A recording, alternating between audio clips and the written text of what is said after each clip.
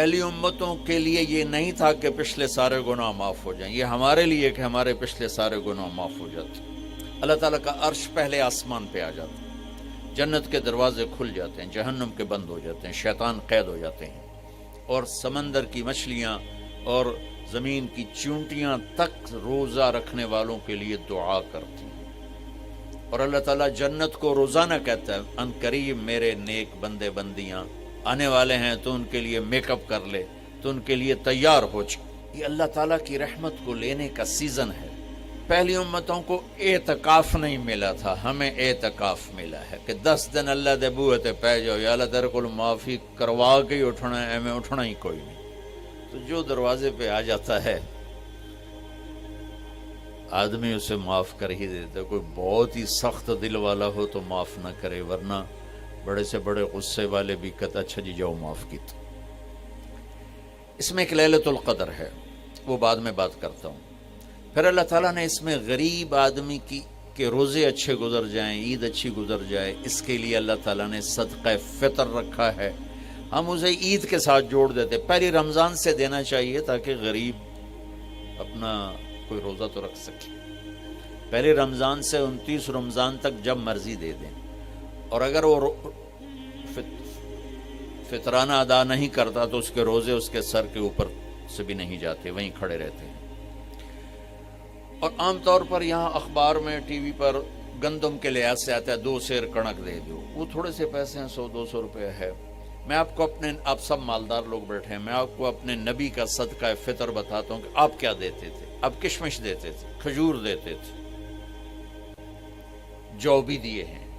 تو کشمش 3 کلو، بازار میں 3.5 کلو، بازار میں جا کے پوچھیں جو سب سے اچھی کشمش ہو یا پھر درمیانی، گھٹیا نہیں درمیانی اور سب سے اچھی، پتہ کرے وہ کتنی ہے، 1000 روپے کلو ہے، 1500 روپے کلو ہے۔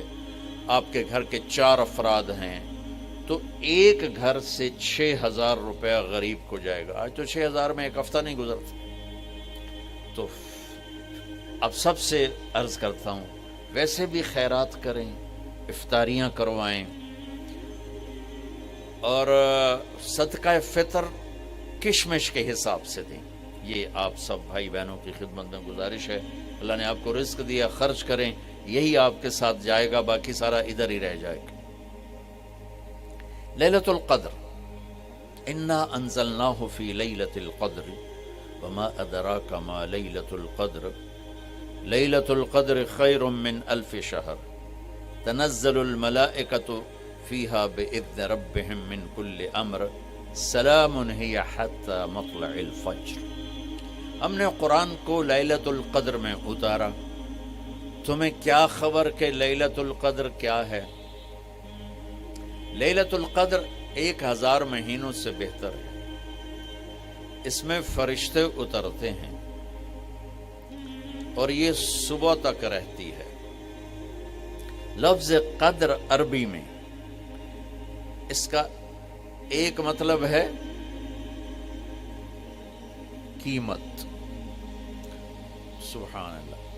تو اللہ نے کہا میں تمہیں بتاؤں، آپ سب تاجر بیٹھے ہو، لیلۃ القدر کی قیمت کیا ہے؟ 1000 مہینوں سے بہتر ہے، 1000 مہینوں سے بہتر ہے۔ اب 1 روپے پر 1000 نفع لے سکتے ہیں؟ دنیا میں کوئی ایسا کاروبار ہے؟ جو ہیروئن بیچتے ہیں وہ بھی نہیں لے سکتے۔ اور میرا اللہ کہہ رہا ہے 1 رات 1000 مہینے، یعنی کوئی 82-83 سال۔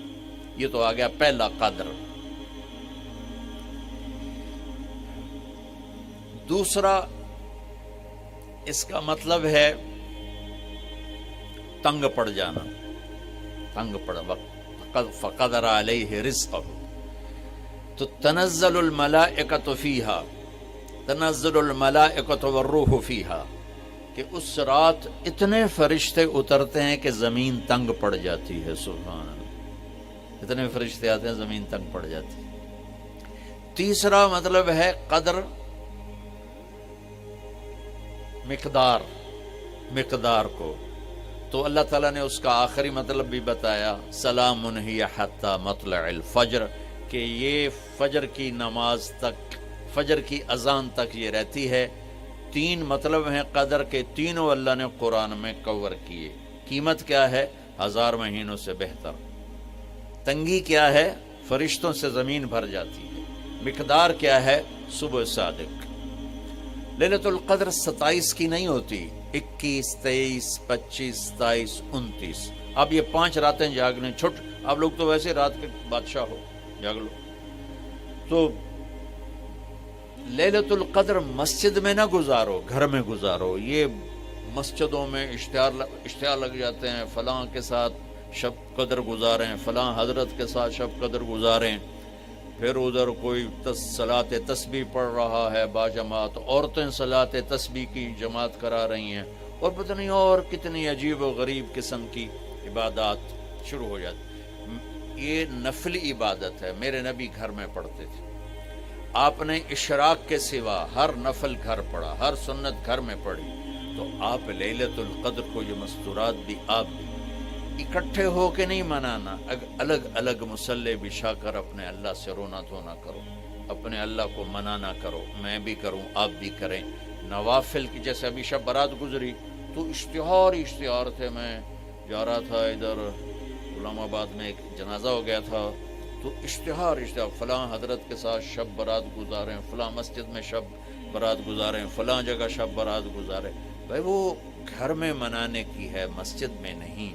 میرے نبی نے نفلوں کو تنہائی میں ادا کیا، فرض کو مجمع میں ادا کیا۔ لیلۃ القدر میں جاگنا نفل ہے، اور پھر جب اکٹھے ہو جائیں گے لوگ اور عورتیں تو پھر ساتھ غیبت بھی چلے گی، اور ایک غیبت کا بول ساری رات کو اڑا کے رکھ دے گا۔ مردوں یا عورت اکٹھے ہو جائیں، غیبت سے تو بچتے نہیں، نہ ہی رک سکتے ہم۔ سندھ سے ہم بائی روڈ آ رہے تھے، کراچی سے بائی روڈ جماعت تھی، تو وہ راستے میں بڑی غیبت کریں، نوجوان تھے سارے نئے نئے، میں چپ کر کے سنتا رہا۔ جب کوئی 2 دن گزر گئے نا تو ہمارے پاس بڑی وین تھی، میں نے کہا بچوں ایک نصیحت کرتا ہوں، غیبت نہ کیا کرو، مذاق کرو، ہنسا کرو، کھیڑا کرو، غیبت نہ کرو۔ تھوڑی سی میں نے اس پہ بات کی تو بڑے متاثر ہوئے، کہا جی ٹھیک ہے انشاءاللہ آئندہ بالکل نہیں کریں۔ کوئی آدھا گھنٹہ گاڑی میں سناٹا رہا، آدھے گھنٹے کے بعد ایک بولے مولانا جی غیبت نہ کریے تو پھر گلاں کی کریے۔ یہ میرا کلچر ہے، لہذا عورتیں عبادت کے لیے بھی اکٹھی ہوں گی تو غیبت شروع ہوگی، مرد مسجد میں اکٹھے ہوں گے وقت ضائع ہوگا، غیبت شروع ہوگی۔ میرے بھائی بہنوں، ہر نفل کو گھر میں گزار، اپنے گھر کو بابرکت بناؤ، اپنے گھروں میں نفل پڑھو، تلاوت کرو، ذکر کرو۔ صرف اشراق کے نفل میرے نبی مسجد میں پڑھتے تھے 2 رکعت، باقی ہر نفل آپ نے مسجد میں ادا کی۔ تو یہ چند چیزیں رمضان کے متعلق میں نے عرض کی ہیں۔ اب ایک بڑی اہم بات میں آپ کے سامنے عرض کرنا چاہتا ہوں، رمضان کی دولت کس سے ملے گی، رمضان کی برکات کس سے ملیں گی، اور کون محروم ہو جائے گا؟ آپ نے فرمایا 4 آدمی ایسے ہیں جن کی رمضان اور شب قدر میں بھی بخشش نہیں ہوتی، بس اس سے ہم اپنے آپ کو بچا لیں۔ کون ہے یا رسول اللہ؟ آپ نے کہا مدمن خمرن، شراب کا عادی، کبھی کوئی پی لے توبہ کر لے، میں اس کی اجازت نہیں دے رہا ہوں، مدمن کا لفظ ہے جو روزانہ شراب پیتا ہے، اس کی رمضان میں بخشش نہیں۔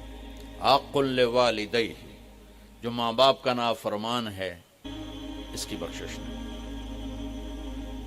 قاطع الرحم، رشتہ داروں سے لڑنے والا، اس کی بخشش نہیں۔ المشاحن، دل میں بغض رکھنے والا، اس کی بخشش نہیں۔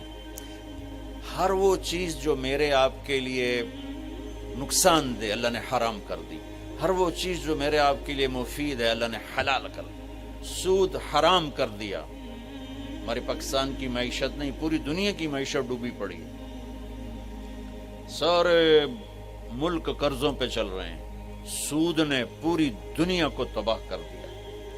تو میرے اللہ تعالیٰ نے، آپ دیکھتے ہیں میرا اللہ کہتا ہے فَأَذَنُوا بِحَرْبٍ مِّنَ اللَّهِ وَرَسُولِهِ، اگر سود نہیں چھوڑو گے تو میرے اور میرے رسول مل کر تمہارے خلاف جنگ کریں گے۔